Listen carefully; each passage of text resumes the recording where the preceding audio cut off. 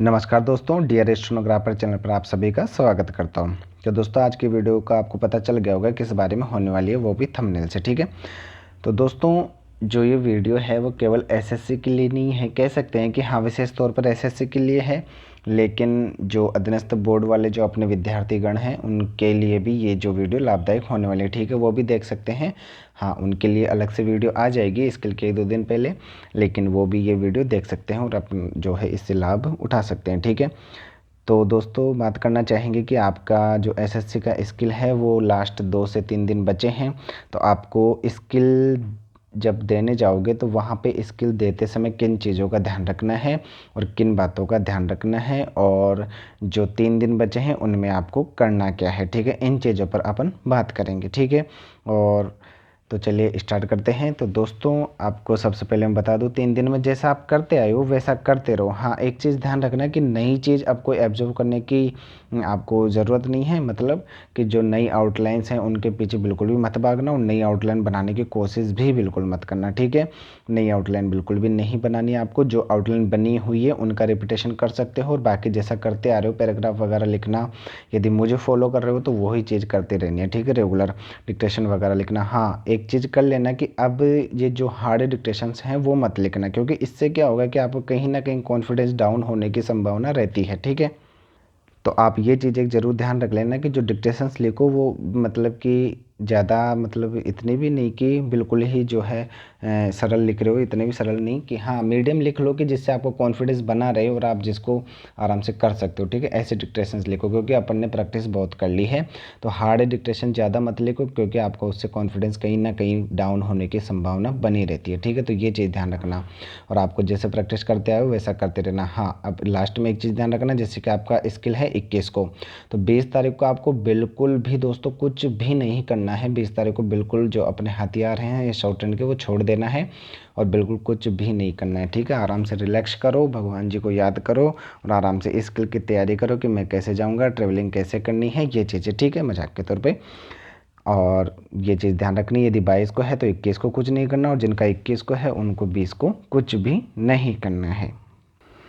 अब दोस्तों ये 3 दिन तो आपको मतलब कि जो करते हैं वो करते रहना। बात करते हैं कि आपको स्किल में करना क्या है, ये चीज़ ध्यान देने वाली है। तो दोस्तों आपको करना क्या है, नॉर्मल सी बात है, आप अपने डॉक्यूमेंट लेके जाओगे, जो आईडी प्रूफ वगैरह और अपनी जो फ़ोटो वगैरह वो होती है वो लेके जाओगे। अब वहाँ पे जाने के बाद में आपको ट्रायल दिया जाएगा, ट्रायल को आराम से सुनोगे, ट्रायल को टाइप नहीं करना है। ठीक है, टाइप जो अपना ट्रायल होता है वो इसीलिए होता है ताकि आपको जो है साउंड में कोई प्रॉब्लम हो तो आप बोल सकते हो, ऑब्जेक्शन उठा सकते हो। ठीक है, तो ये चीज़ें ध्यान रखनी है और ट्रायल को आप पढ़ सकते हो, टाइप नहीं करना है। ठीक है, ये चीज़ ध्यान रखनी है।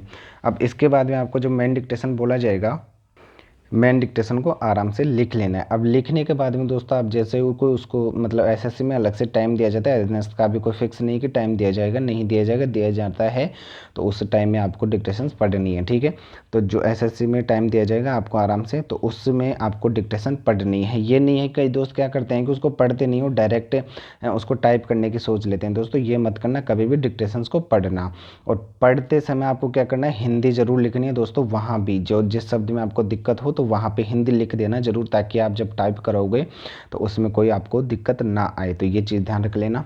ठीक है, वैसे मैं चीज़ें बता चुका हूँ लेकिन एक बार फिर से मतलब कि आपको जो नई नई चीज़ें याद रहेगी, ताज़ा ताज़ा जैसे बोले तो 1-2 दिन ही बचे तो ये चीज़ें याद रहेगी, आप नोट भी कर सकते हो। ठीक है, तो हिंदी लिख लेना है आपको पढ़ते समय और उसको टाइप करते समय एक चीज़ ध्यान रखना है। हाँ, पहले डिक्टेशन लिखते समय एक चीज़ ध्यान रखना दोस्तों, वहाँ पे एसएससी में क्या होता है, एसएससी में क्या किसी भी आप स्किल की बात करें तो वहाँ पे क्या होता है दोस्तों, 2 या 3 वर्ड ऐसे आएंगे जो बार बार रिपीट होंगे। ठीक है, एक तो उनकी आपको हिंदी अवश्य देख लेनी है, क्योंकि एक शब्द यदि 5 बार आया है और उसने आपको एक बार गलत टाइप कर दिया ना तो आप उसको ही सही मानोगे और 5 बार वही लिखोगे। ठीक है, तो उस पहले जो शब्द लिखा उसकी हिंदी अवश्य चेक कर लेना अच्छे से, ताकि आपके जो 5 वर्ड है उनमें भी आप हिंदी सही लिखो। ठीक है, तो ये रिपीटेशन वर्ड वालों का ध्यान रखना आप आराम से। ठीक है, और दूसरी बात है जो रिपीटेशन वाले वर्ड हैं उनका आपको आउटलाइन बना लेनी है डिक्टेशन लिखते समय। ठीक है, ताकि आपको ज़्यादा बड़ी बनाने में दिक्कत ना आए। ठीक है, आउटलाइन भी बना लेनी है और उसकी हिंदी भी जब ट्रांसलेट करोगे तो हिंदी भी अवश्य आपको चेक कर लेनी है। ठीक है, अब ट्रांसलेशन करते समय आपको करना क्या है दोस्तों, पैरा अवश्य देना है, पैरा देना मत भूलना। पैरा आपको अवश्य देना है, ठीक है। और दोस्तों को कन्फ्यूजन बना हुआ है, मैं बीच में बात कर लेता हूँ थोड़ी सी कि वहाँ पे बैक स्पेस यूज होगा या नहीं होगा। एसएससी की बात करें तो दोस्तों एसएससी में ऐसी कोई भी नियम नहीं है, आपका बैक स्पेस बिल्कुल यूज होगा, आप जितनी बार चाहो यूज कर सकते हो, ठीक है। यदि आपको कोई दोस्त बोल रहा है कि जो अपना बैक स्पेस है वो यूज नहीं होगा तो वो गलत बता रहा है, आपको भ्रमित कर रहा है पूर्णतया। तो आप भ्रमित ना हो, आपका जो है स्किल वो बैक स्पेस बिल्कुल आपको वहाँ पे चालू रहेगा और आप उसको आराम से जितना चाहो उतना यूज कर सकते हो, ठीक है। अब बात करते हैं, आपको जो पैरा आपको बिल्कुल पैरा देना है शुरुआत में, ठीक है।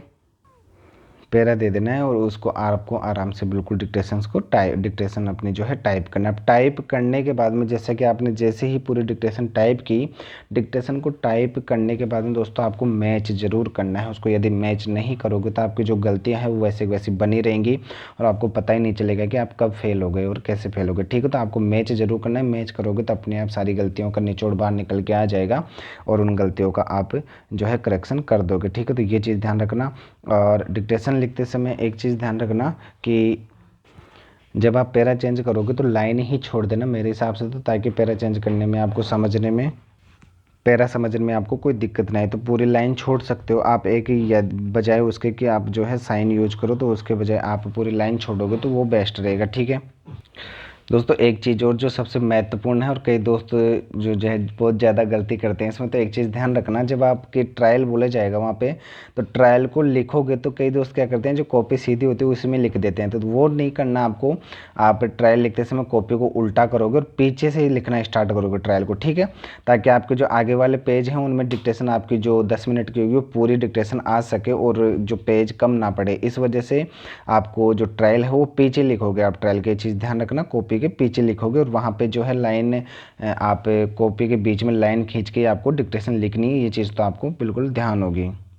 और जैसा ही आपका जो ट्रायल ख़त्म होता है तो आप कॉपी सीधी कर लेंगे और उसमें लिखना जो है अपनी मेन डिक्टेशन उसमें लिखेंगे। ये नहीं है कि आप जो जहाँ पे ट्रायल लिखा उसी में आप मिक्स कर रहे हो, ठीक है। पीछे लिखने से एक फ़ायदा ये होगा कि आपके जो आगे वाले कोई बड़े शब्द लिखता है तो उसके पेज कम नहीं पड़ेंगे, ठीक है। तो ये चीज़ हमेशा ध्यान रखना। और दोस्तों जैसा ही आपका जो ट्रांसलेशन ख़त्म होता है और आप ट्रांसलेशन पूरा कर लेते हो, उसके बाद में आपको जब मैच करोगे तो एक चीज़ ध्यान रखना, जब शॉर्ट हैंड के मैटर से मैच करोगे तो एक चीज़ ध्यान रखना कि अपनी जो पूरी लाइन जो शॉर्ट हैंड में लिखी है वो पूरी लाइन आपने टाइप की है या नहीं की है, ठीक है। लाइन गिन सकते हो या लाइन को पढ़ के भी आप अंदाज़ा लगा सकते हो। आप ये चीज़ एक ध्यान रखना कि आपकी लाइन कहीं ना कहीं मिस ना हुई हो। कई बार क्या होता है कि 2-3 लाइन या 1-2 लाइन, अब एक लाइन में कम से कम मैं बताऊं आपको मिनिमम 15 से 16 वर्ड होते हैं, तो अब सोचो एक लाइन गायब होगी तो 15 गलतियां तो आपकी वो हो गई, ठीक है। तो ये चीज़ ध्यान रखना कि आपकी जो है लाइन कहीं ना कहीं मिस ना हुई हो, पूरी लाइन चेक कर लेना शॉर्ट हैंड के मैटर से, ठीक है। और दोस्तों एक चीज़ और कि जो दोस्तों में बना हुआ है कि मैं और आधा नए, इनको कैसे क्या लिखना है, तो दोस्तों आपको सभी जगह ऐसे में क्या करना है कि अनुस्वार ही लगाना है, चंद्र बिंदु का बिल्कुल भी आपको यूज़ नहीं करना, डायरेक्ट अनुस्वार लगाइए, ठीक है। तो ये चीज़ आप ध्यान रखेंगे और आराम से करके आएंगे, ठीक है। सारी चीज़ें मैंने बता दी हैं, और भी कोई रहती है तो मैं उसको बता दूंगा। यदि उसके लिए अधीनस्थ बोर्ड के लिए वीडियो बनाऊंगा तो उसमें हो सकता है 1-2 दिन में वीडियो आ जाए, और मैंने सारी चीज़ें कर दी है। और दोस्तों इन चीज़ों के आपको ध्यान रखना है और आराम से वहाँ पे करके आना है। बस जो चीज़ें बताई उनका ध्यान रखना है, बहुत छोटी चीज़ें होती हैं लेकिन बहुत महत्वपूर्ण चीज़ें हैं, ठीक है। तो ये चीज़ आप हमेशा ध्यान रखेंगे और अच्छे से आपका स्किल दे के आएंगे। और मैंने क्या बताया कि यदि 21 का टेस्ट है आपका तो 20 को रिलैक्स होना है, 22 का टेस्ट है तो 21 को बिल्कुल रिलैक्स होना है, बिल्कुल भी कुछ नहीं करना आपको, ठीक है दोस्तों।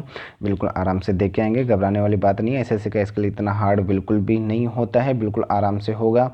किसी की 95 स्पीड भी है उसको भी कॉन्फिडेंस आ जाता है जब वो ट्रायल लिखेगा, ठीक है। यदि कॉन्फिडेंस नहीं आता है तो वो स्किल देने के बाद ही मुझसे कॉन्टैक्ट कर सकता है कि आपने गलत कहा था, ठीक है। तो ये चीज़ें ध्यान रखने वाली बात है, बिल्कुल नॉर्मल तरीके से होता है एसएससी का स्किल, बिल्कुल इतना हार्ड बिल्कुल भी नहीं होता है। वहाँ पे मैटर भी जो है बिल्कुल सरल आता है और आराम से आप कर लोगे, ठीक है। तो ये चीज़ें ध्यान रखना दोस्तों, और मेरी अग्रिम शुभकामनाएं आप सभी के साथ है, ठीक है। आराम से स्किल देख के आओगे। और ठीक है दोस्तों, इसी के साथ वीडियो को समाप्त करते हैं, मिलते हैं नई वीडियो में, तब तक के लिए धन्यवाद।